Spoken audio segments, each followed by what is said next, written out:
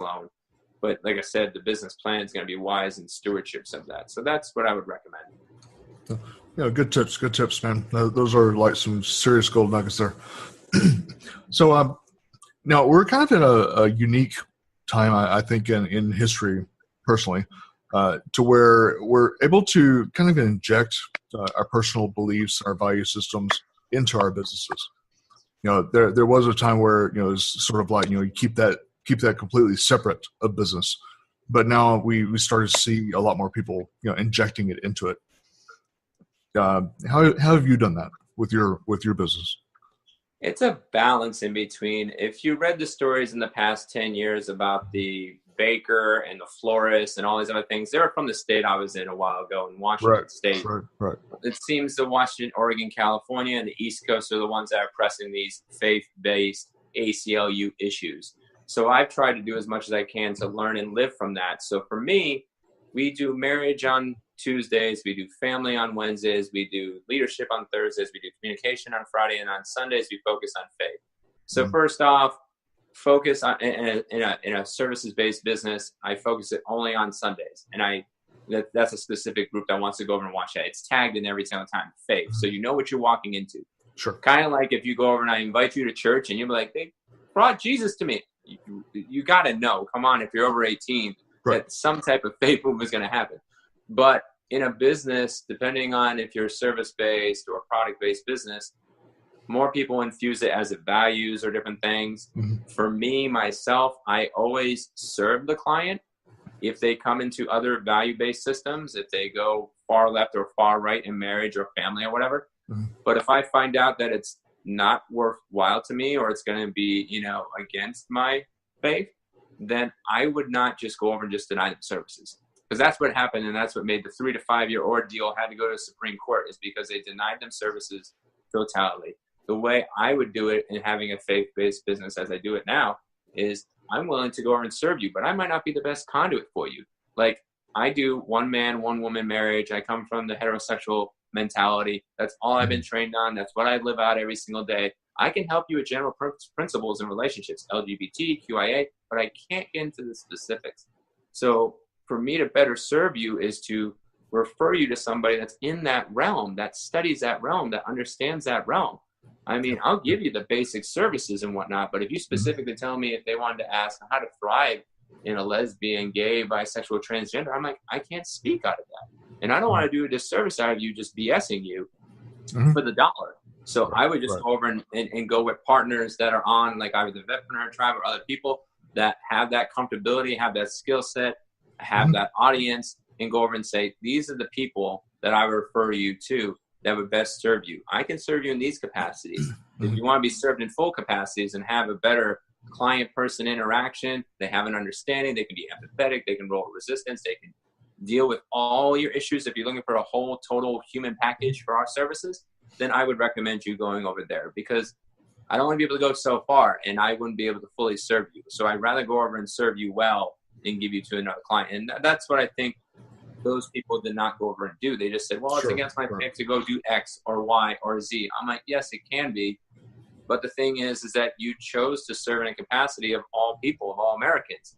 So at least if I'm going to do that and say I'm going to stand on certain things in my faith, I can still go over and love on them and serve them in other capacities. I'm not going to do it per se, but I know several people across the board that would serve you well in that capacity.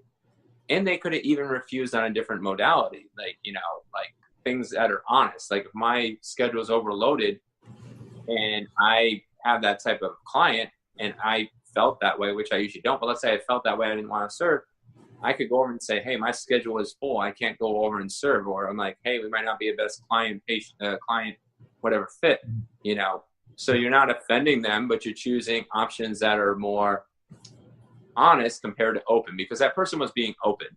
And it's okay to be open, but you're putting yourself to vulnerability. So what vulnerability are you walking out here? Even with this podcast today, I'm putting out vulnerability. I'm willing to take the hit now for whatever comes out of this thing. But most people don't think of that. They go over and they say something and they don't think of the legacy impact. Sure. If I say these words to a small audience, they might think it's person to person, and that thing exploded. It's amazing nowadays in our culture that our faith didn't explode hundreds of years ago. It went from person to person. Now you can be on one video, one conversation, one even out in a public bathroom or wherever, and you say something and it can go viral. So your words are very powerful in this legacy of day and age. So you really need to do some reflection to say what direction you're going to go, what things you're going to say, and then be willing to take the impact of the words that you go over and say and the actions and deeds that you're going to go do. Because that was the one thing I see, that those two situations, they're like, I can't believe I'm going through this. It's such a trial and everything. Well, you kind of put it in yourself. Even sitting down like Moses and the rest of the people, not talking for a second, saying like, if I say this, what's the potential impact of it? So we need to do that. And my personality style, which is 20-25% of the population, tend to do that. We shoot first and then we ask for forgiveness later. So that's what I go over and teach too, is saying like, hey, your style is great, but if you're a mouth thinker, you could destroy yourself sometimes, and you got to be prepared. So balance between mouth thinking and head thinking, verbal processing compared to inside the head. So. Yeah, I like how you were putting that, because that really is ultimately, kind of how I come from as well. Because, with my practice, I obviously, with my finance practice, I don't beat around the bush with what I'm doing, and so that I may not be the best fit for somebody, and I'll tell people that is, if they're not comfortable with where I am, then that's okay. I know a lot of people that can serve them better. So I like how you put that, it's, you really can give them that referral and you're still bringing value to the table. Yeah, that's key. Giving them value, treating them with dignity and worth, because we're all human beings. We're all God's image in that regard. You give them dignity and worth. It's just, hey, this is where I don't stand. Like if I went over and said, oh, I murder people, can you come to my trial? I don't endorse your murdering people. So, I mean, I might be praying for you, but I'm not going to be there going over and being like a character witness that says that you're awesome and you didn't do this stuff. I mean, I don't endorse that. If that was a theoretical that came to me, I'm like, I can love on you, I can pray for you, I can visit you in the prison, but I'm not going to go to your court case and be a character witness to go over and say like, yeah, he didn't murder anybody. What about this footage over here? Well, that was made up. I'm like, that you can still serve that person no matter if it's business or non-business. You just figure out and say, for us in faith, Lord, which direction we go to go serve them as best as we can, so we can be a servant to them, so they see Jesus instead of just seeing us, and they think it's us, and then they tie it to that, and then it becomes a legal issue and whatnot, or a financial issue, or whatever issue it is. So we need to look at more of what for the person than just for ourselves.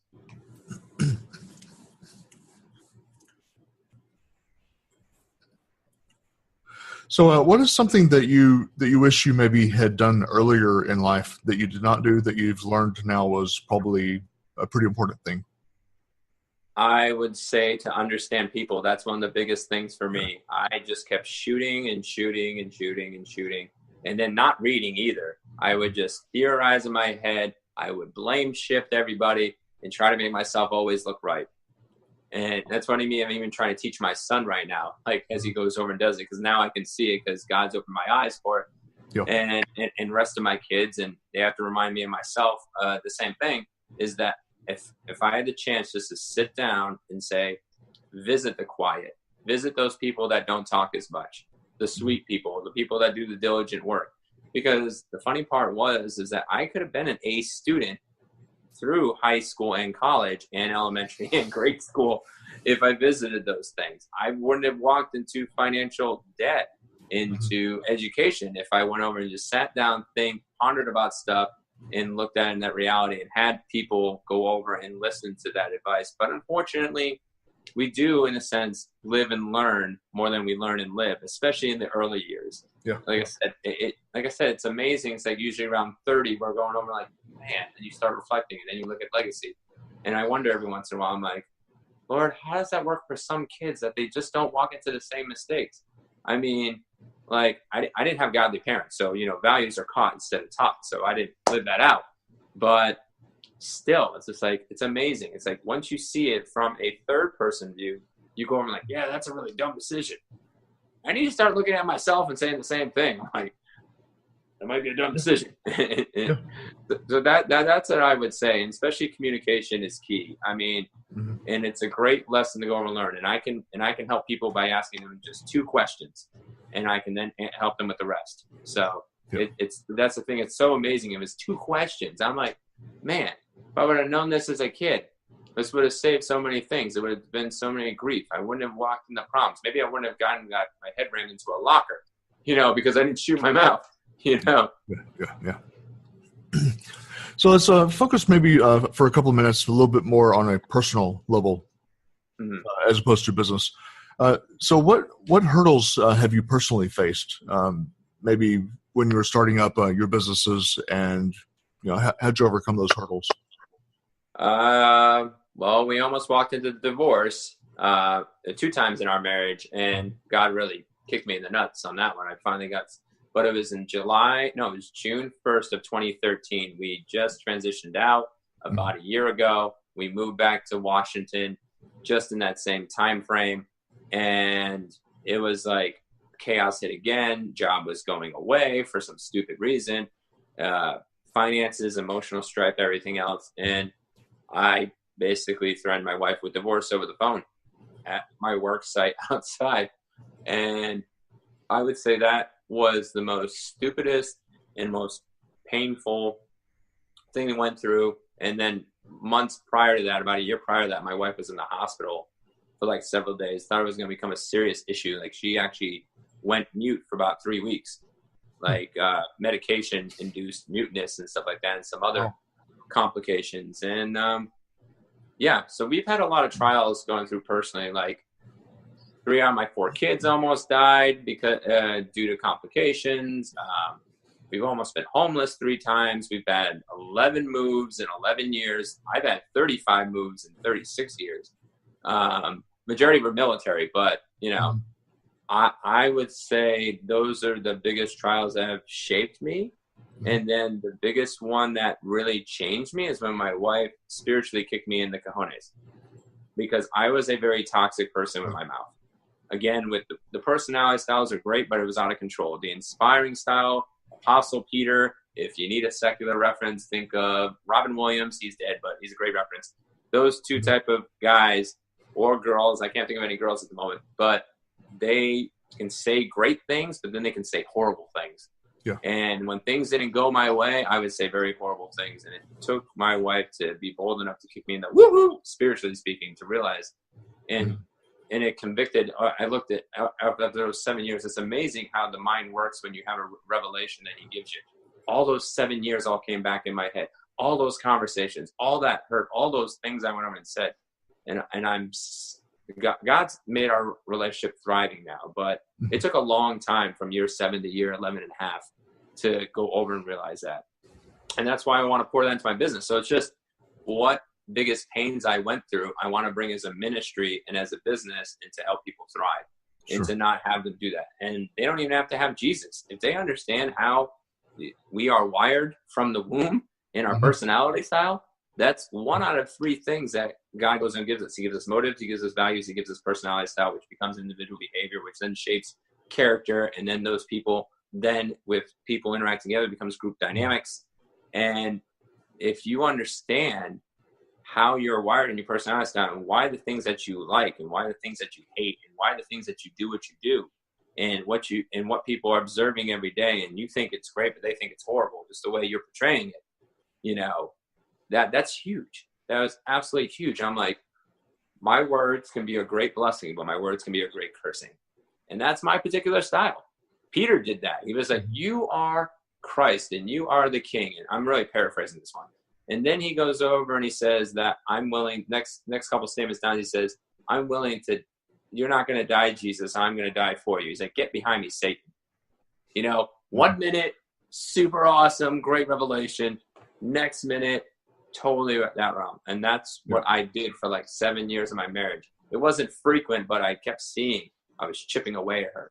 So I would say that would be all those trials together culminate to say, I need to really follow how he's wired me, get great wisdom, go learn from the greats, and then go over and live biblically or secularly whatever direction that you're looking. Like I said, I love this book too, Dr. Gary Chapman.